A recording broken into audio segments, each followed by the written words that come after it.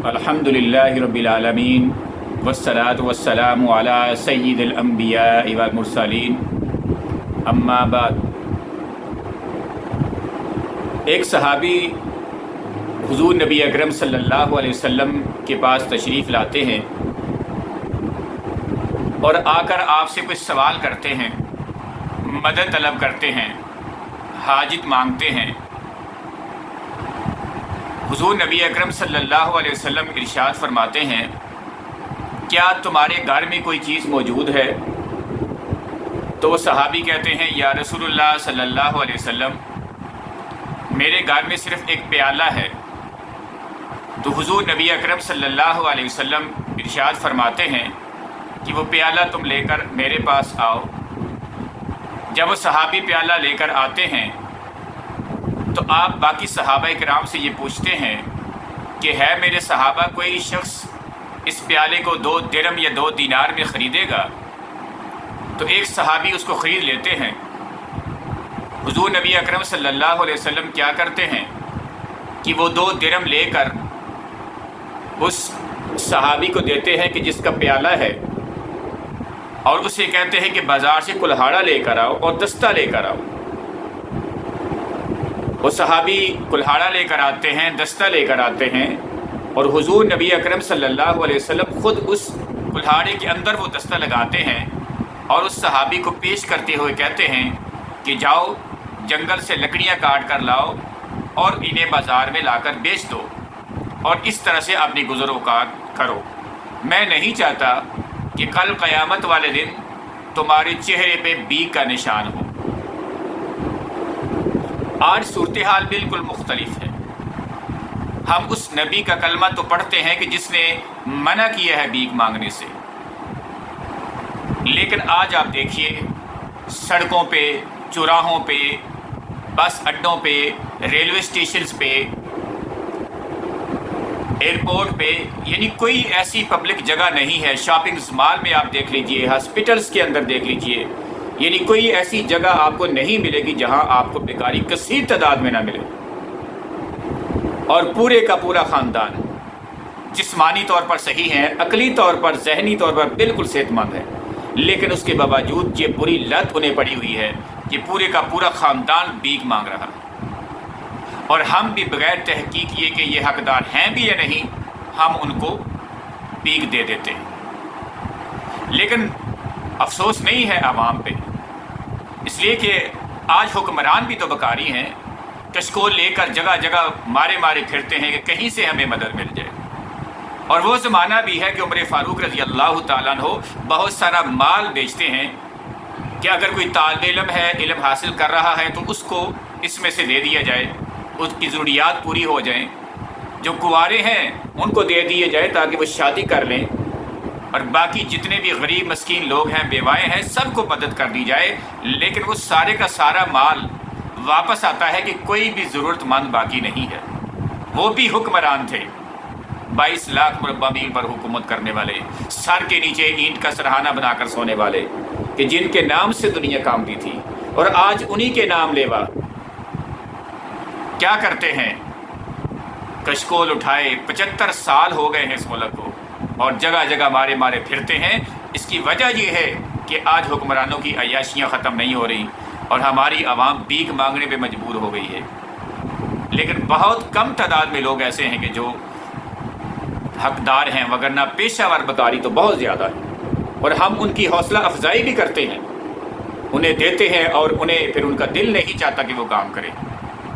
یعنی اگر آپ ان سے یہ کہیں کہ تم ہٹے کٹے ہو، کام کر لو، تو وہ کہتے ہیں جی مزدوری کرتے ہوئے مجھے موت پڑتی ہے، اور یہ سب سے آسان طریقہ ہے۔ تو جو ایک بھیک مانگے گا اس پہ ایک نشان پڑ جائے گا، جس نے پوری زندگی مانگا ہی ہے تو اس کے چہرے پہ کس قسم کے نشانات ہوں گے؟ ان میں عوام بھی شامل ہے، ان میں حکمران بھی شامل ہے۔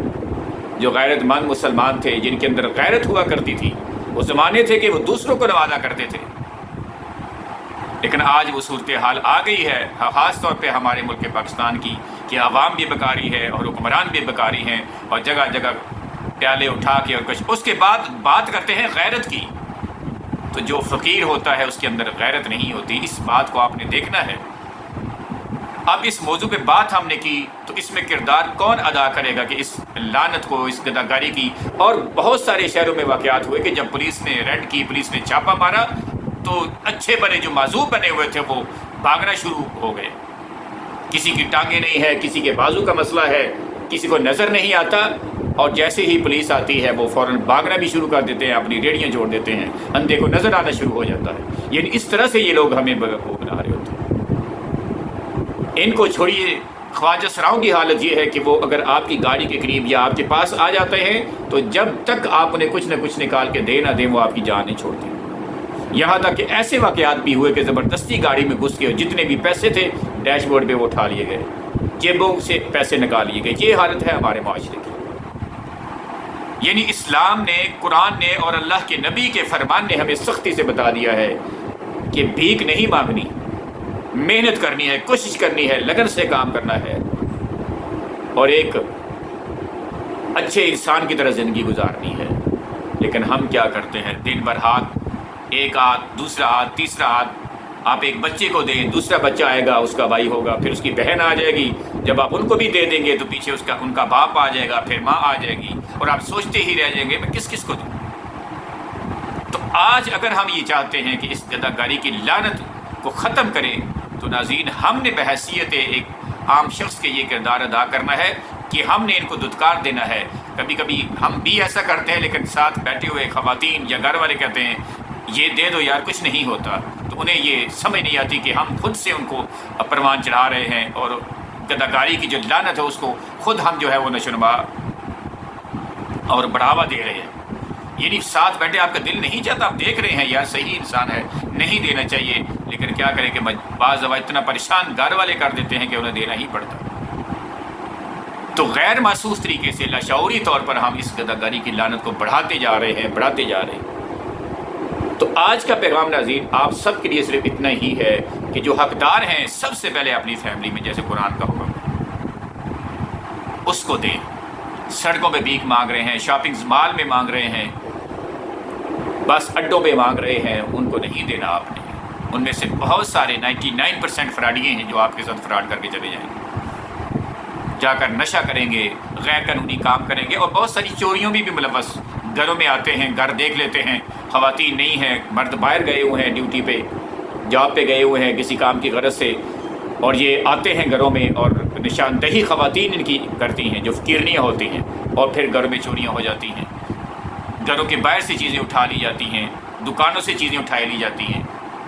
یعنی کئی ایسے سوشل میڈیا پہ آپ نے دیکھے ہوں گے کہ کسی دکان پہ آئے ہیں اور وہاں پہ موبائل پڑے ہوئے تھے، دکاندار کو پتہ ہی نہیں چلا اور وہ اٹھا کے لے گئے. تو ہم نے نہ صرف ان لوگوں سے بچنا ہے بلکہ اس کا سدباب بھی کرنا ہے. اللہ تعالیٰ سے دعا ہے کہ ہمیں ایک پریکٹیکل مسلمان بننے کی توفیق عطا فرمائے. اس لیے کہ ہم تقاریر بھی سنتے ہیں، ہم بیانات بھی سنتے ہیں، ہمیں پتہ ہے کہ اسلام نے کیا حکم دیا ہے بھیک مانگنے کے بارے میں. اس کے باوجود ہم اس کا سدباب نہیں کرتے، اس کو ختم کرنے کے لیے جہاد نہیں کرتے. تو جتنے بھی میرے دوست احباب ہیں، عزیز و اقارب ہیں، میرے طلباء ہیں، شاگرد ہیں میرے، ان سے گزارش صرف اتنی ہی ہے کہ جب یہ پیغام آپ تک پہنچ جائے تو آپ فوراً اس کو فارورڈ کر دیں، اس کو اگلے لوگوں تک پہنچا دیں جو آپ کے جاننے والے ہیں، جو آپ کے دوست احباب ہیں. اس لیے کہ ایک فرد جب کوئی کام شروع کرتا ہے اور لوگ شامل ہوتے جاتے ہیں تو وہ ایک پوری جماعت بن جاتی ہے، اور جماعت کے بعد تحریک بن جاتی ہے. بہت سارے موضوعات جو اسلامی ہیں ان پہ علماء بات کرتے ہیں، لیکن میں نے یہ بیڑا اٹھایا ہے عزیز ناظرین کہ ہم نے جو غیر اسلامی رسمیں بہت تیزی سے پنپ رہی ہیں ان کو ختم کرنا ہے. ہر روز ایک ویڈیو آپ تک پہنچ رہی ہے، بس اس پیغام کو سمجھنا ہے، اس پر عمل کرنا ہے اور پھر اس کو آگے پہنچانا ہے. اللہ تعالی ہم سب کا حامی و ناصر ہو. اللہ حافظ، فی امان اللہ.